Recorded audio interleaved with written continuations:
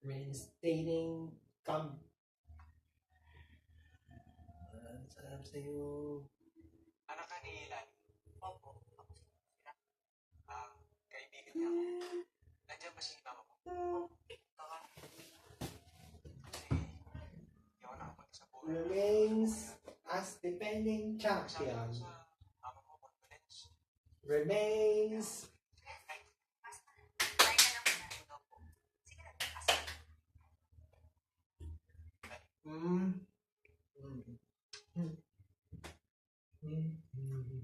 Nakikiramay ako sa iyo sa pagkakas. Salamat sa pakikiramay. George, pwede ba matahimikin mo na kami? Kalimutan mo na ako, tapos na tayo. Ayoko na rin madagdagan yung kasalanan ko sa Diyos, pati na rin sa asawa ko. Hindi rin sapat na dahilan yung mga trauma ko sa buhay para makagawa tayo ng mga bagay na makakasakit sa mga mahal ko sa buhay. Nung namatay si nanay, inilibing ko na rin sa libot yung mga pahugot na nangyari sa akin. Kaya pwede ba? Kalimutan na natin ang isa't isa.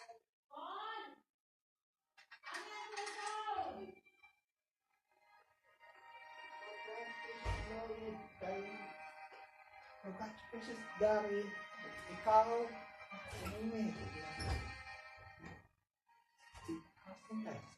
sa naman kay Kikan.